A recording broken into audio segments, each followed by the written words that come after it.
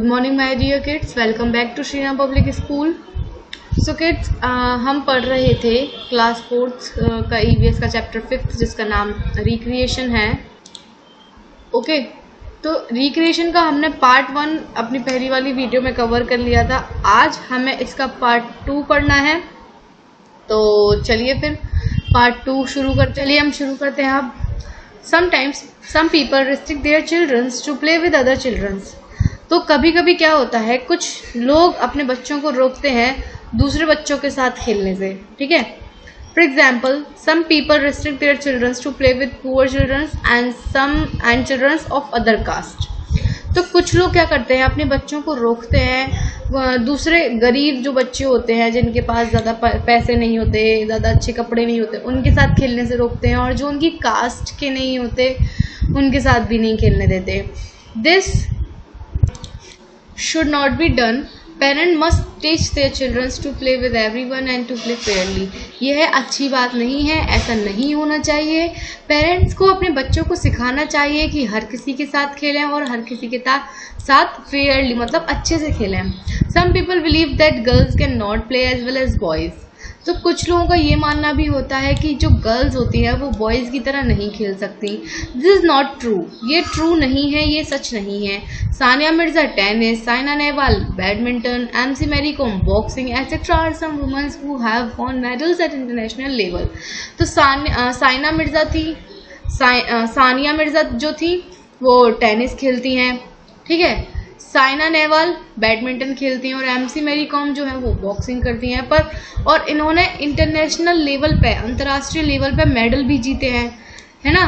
तो ऐसा कुछ नहीं है कि गर्ल्स बॉयज़ की तरह नहीं खेल सकती, बिल्कुल खेल सकती हैं और खेलती भी हैं, ठीक है।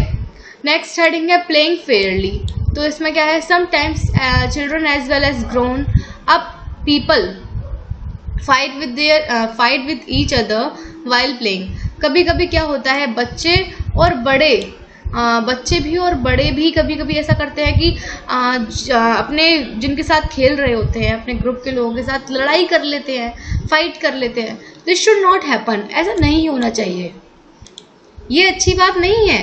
Everyone must play game fairly and give each other equal opportunity to play. हर किसी को अच्छे से खेलना चाहिए, फेयरली खेलना चाहिए, किसी के साथ बिना फाइट किए, और हर किसी को खेलने का बराबर मौका भी मिलना चाहिए। अगर आप एक टीम में हैं और आप खेलते जा रहे हैं, किसी और को मौका ही नहीं मिल रहा है, तो ये बात गलत है। सबको मौका मिलना चाहिए, ठीक है। अपॉर्चुनिटी मतलब होता है एक अवसर देना, एक मौका देना। तो everyone must follow the rules of game, otherwise there will be fight amongst the player. हर किसी को जो गेम के रूल्स हैं, जो खेल के नियम है, वो सब मानने चाहिए, वरना फिर आपस में फाइट होना तो बहुत ही कॉमन सी बात है। अगर कोई बात नहीं मानेगा, अगर कोई रूल्स फॉलो नहीं करेगा, तो ऑब्वियसली फाइट होगी ही, ठीक है। In some matches umpire and referee are also appointed to watch that everyone is playing fairly. कुछ मैचेस होते हैं, कुछ मैच ऐसे होते हैं जिसमें अंपायर और रेफरीज को अपॉइंट किया जाता है, ताकि वह देख सके कि हर प्लेयर अच्छे से खेल रहा है क्या, कोई चीटिंग तो नहीं कर रहा किसी के साथ, ठीक है। नेक्स्ट है हमारा games and rules. For the achievement of best results from games some important rules are let down. Laying down of rules encourage children in a social negotiation.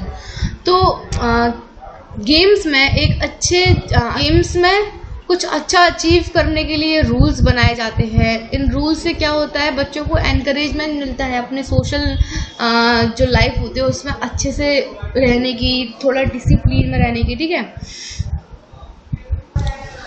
Okay, तो सोशल नेगोशिएशन का मतलब क्या होता है, सामाजिक बातचीत। मतलब समाज में जब हम खेल के जो नियम होते हैं, या हमारे जो डिसिप्लिन में हम जब रहते हैं, तो हमें समाज में एक अलग ही, हमारा कह सकते हैं अलग ही हमारी छवि होती है, ठीक है। तो ऑलवेज रिमेंबर, हमेशा याद रखें, avoid by the rules of the game. Game के रूल्स का हमेशा पालन करें, गेम के जो भी नियम है खेल के, उन सब का पालन करें। Avoid disputes while playing.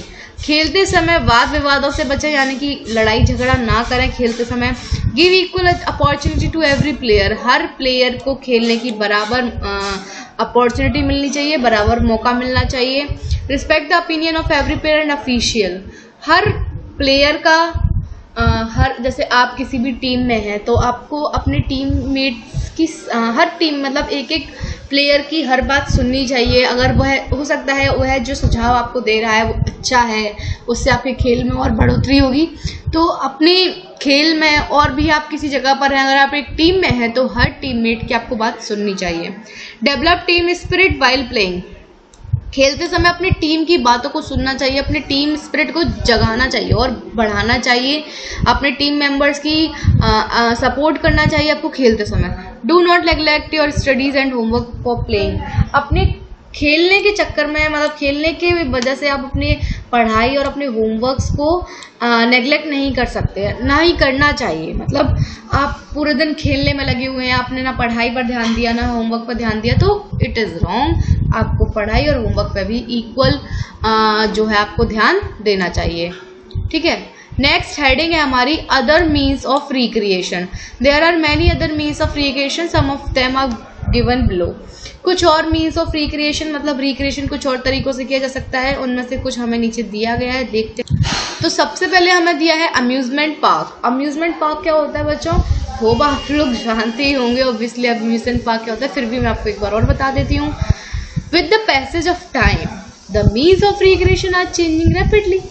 जैसे जैसे टाइम बढ़ता जा रहा है, जैसे जैसे टाइम चेंज होता जा रहा है, ऐसे ही जो मीन्स ऑफ रिक्रिएशन है वो भी चेंज होते जा रहे हैं। मतलब पहले कुछ और तरीके होते थे रिक्रिएशन करने के, लोग पहले कुछ और तरीकों से अपने आप को रिफ्रेश करते थे, अब कुछ नए तरीके आ गए हैं। Now the theme park and amusement park are created for people permanently in which they enjoy water rides, rain dance, high technology rides and swings like roller coaster, tower ride, 40-40 ride and many more।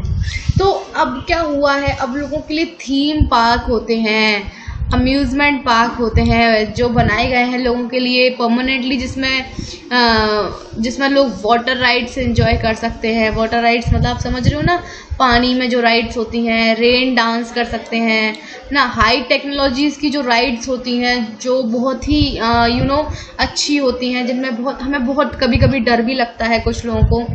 Swings like roller coaster जो होते हैं, tower ride, 40-40 rides और भी कई सारी rides होती हैं amusement park में। ये आप इसमें देख सकते हो, देखो कितनी सारी राइड्स हैं, एक ये रोलर कोस्टर है, एक ये वाली राइड है ना, बहुत सारी राइड्स होती हैं। तो हम अम्यूजमेंट पार्क्स में जाकर भी अपने आप को रिफ्रेश कर सकते हैं, वहाँ मस्ती कर सकते हैं, एंजॉय कर सकते हैं ना।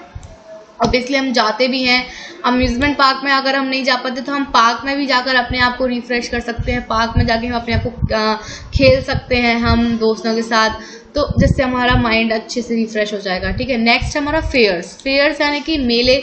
हम मेले में सभी जाते ही हैं ऑब्वियसली, मेले में तो मेरे ख्याल से हर बच्चा गया होगा जो भी इस वीडियो को देख रहा है। तो fairs are organized in big open places. तो जो फेयर होते हैं, जो मेले होते हैं, वो बड़ी खुली जगह पर होते हैं, मतलब खुली जगह पर ऑर्गेनाइज किए जाते हैं, ठीक है, और बहुत बड़ी जगह पर। There are many enjoyable games and at fairs such as balloon bursting, ring throwing etcetera. तो मेले में जो होते हैं कई सारे गेम होते हैं, जैसे हम बलून बस्ट करते हैं, है ना, शूट करते हैं बलून में, या रिंग को थ्रो करते हैं, रिंग फेंक कर हम किसी एक चीज़ पर डालते हैं। We also see magician and jugglers in fair. और मेले में हमको मैजिशियन मतलब जादू के शो और भी कई सारे कमाल की चीज़ें देखने मिलती हैं। There are certain rides like horse riding, camel riding etcetera in the fair. और मेले में भी कई सारी राइड्स होती हैं, हॉर्स राइडिंग होती है, कैमल राइडिंग होती है, मतलब मेले में भी कई सारी राइड होती है। तो we also find stall of food, books, toys, clothes etcetera in the fair. और फेयर में हमें फूड की स्टॉल्स, बुक्स की स्टॉल्स, टॉयज़ की, क्लॉथ्स की, कई सारी हमें जो दुकानें होती हैं, छोटी छोटी सी जो स्टॉल्स होते हैं वो देखने मिलती हैं। हम खा पी भी सकते हैं मेले में, किताबें भी खरीद सकते हैं, कुछ भी खरीद भी सकते हैं, ठीक है। नेक्स्ट है हमारा पपेट शो। अब आप लोगों ने शायद पपेट शो नहीं देखा होगा क्योंकि पपेट शो बहुत ही कम देखने को मिलता है, बट फिर भी पपेट शो बहुत ही अच्छा लगता है देखने में। A puppet show is a show in which story is told by the helping of moving puppet. Puppet का मतलब क्या होता है बेटा? पपेट का मतलब होता है कठपुतली। कठपुतली यानी कि जो हमारे इशारों पर चलती है, जिनको जैसे हम चलाना चाहें वैसे चलती हैं, ठीक है।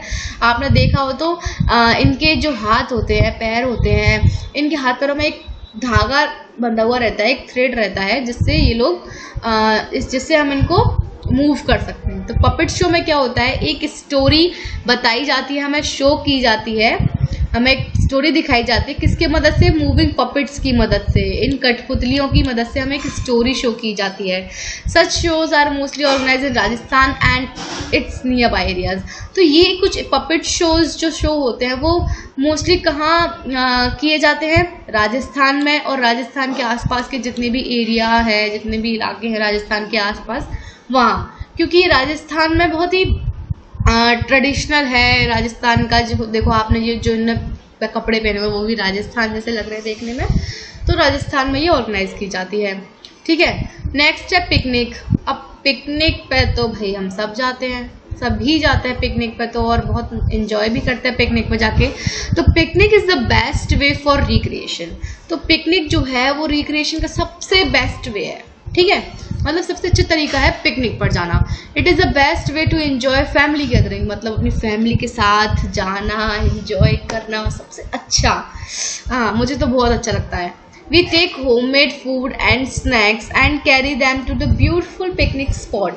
हम घर से बनाकर कुछ खाना और कुछ स्नैक्स ले जाते हैं अपने पिकनिक स्पॉट पर, जहाँ हम पिकनिक करते हैं, जहाँ हम खेलते हैं। हम कुछ भी कर सकते हैं पिकनिक पर, डांस कर सकते हैं, सिंगिंग कर सकते हैं, खेल सकते हैं, खा पी सकते हैं, सो सकते हैं। हाँ, पर अगर सोना ही है तो फिर घर पे ही सो जाओ, फिर पिकनिक पे जाने की ज़रूरत ही क्या है। ठीक है, नेक्स्ट है रीडिंग बुक्स एंड मैगजीन्स। तो books are our best friends. तो ऐसा कहा जाता है कि बुक्स हमारी बेस्ट फ्रेंड होती हैं। ठीक है, और होती भी हैं। They relax our mind and also provide us information and knowledge. हमारे माइंड को रिलैक्स करती हैं। जब हम शांति से एकांत में बैठ के बुक्स पढ़ते हैं तो उससे हमारा माइंड एकदम रिलैक्स हो जाता है और हमें जानकारियाँ भी मिलती हैं, हमें ज्ञान भी मिलता है बुक्स से। Children love to read story books which entertain them and provide them information. तो बच्चे जो होते हैं, जैसे आप लोग हैं, तो आप लोगों को, मुझे पता है आप लोगों को स्टोरी बुक पढ़ना बहुत अच्छा लगता है, जिसमें कई सारी अच्छी अच्छी स्टोरीज़ हैं, पिक्चर्स होती हैं, है ना, कई सारे फोटोज़ होते हैं अच्छे अच्छे। तो वो सब आपको पढ़ना अच्छा लगता है, क्योंकि हमें भी अच्छा लगता है, क्योंकि वो हमें एंटरटेन करते हैं, हमारे दिमाग को एकदम मनोरंजन करते हैं हमारा। उनको देखकर हमें, हमारे दिमाग में नई नई इमेजिनेशन आती हैं, और आनी भी चाहिए। ठीक है, students must read magazines and books related to general knowledge. तो बच्चों को जनरल नॉलेज यानी कि जीके से रिलेटेड मैगजीन्स और जीके की बुक्स वगैरह पढ़नी चाहिए।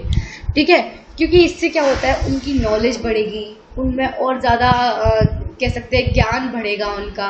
तो इस और एंटरटेन भी हो जाएंगे वो लोग, थोड़ा रिफ्रेश भी हो जाएंगे, उनका रिक्रिएशन भी हो जाएगा और उनकी नॉलेज भी बढ़ेगी। तो ये बहुत ही अच्छा तरीका है रिक्रिएशन करने का। हालांकि कुछ लोगों को नहीं अच्छा लगता बुक्स पढ़ना, बोरियत लगती है, बट बुक्स पढ़ना एक बहुत ही अच्छा तरीका है रिक्रिएशन करने का, है ना। अब है हमारे वोकेबलरी कार्ड्स।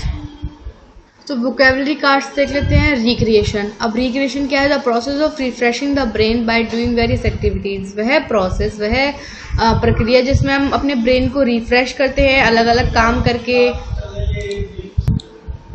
तो रिक्रिएशन क्या होती है? एक प्रोसेस जिससे हम अपने ब्रेन को रिफ्रेश कर सकते हैं अलग अलग एक्टिविटीज़ को करके। नेक्स्ट है हमारा सोशल नेगोशिएशन। सोशल नेगोशिएशन क्या होता है? A method by which people settle difference in a society. वह मेथड जिससे लोग सोसाइटी में, समाज में अपनी एक अलग छवि बनाते हैं, उसको हम कहते हैं सोशल नेगोशिएशन। नेक्स्ट है पपेट। पपेट क्या होता है? A movable model of a person और animal that is typically moved by string controlled from the above. तो पपेट क्या होते हैं? मूवेबल मॉडल, मतलब मूवेबल जो कह सकते हैं अपन, टॉयज बनाते हैं। तो वह चाहे वह किसी इंसान के हो या किसी एनिमल के हो, जिनको हम एक स्ट्रिंग से कंट्रोल करते हैं ऊपर से, मतलब उनके जो हाथ पैर होते हैं उनमें एक स्ट्रिंग रहती है जिससे हम उनको कंट्रोल कर सकते हैं। ठीक है, पपेट को हम बोलते हैं कठपुतली हिंदी में। अम्यूजमेंट पार्क क्या होता है? A large outdoor area with ground rides, show refreshments etcetera. एक बहुत ही बड़ा एरिया जहाँ पर कई सारी राइड्स होती हैं और जहाँ पर कई सारे अच्छी अच्छी एक्टिविटीज़ होते हैं जिससे हम अपने आप को रिफ्रेश कर सकते हैं, उसको हम कहते हैं अम्यूजमेंट पार्क। तो ये हो गया हमारा चैप्टर 5 रिक्रिएशंस। होप आप लोगों को समझ में आया होगा कि रिक्रिएशन क्या होता है। मिलते हैं अपनी अगली वीडियो में, तब तक के लिए बाय बाय।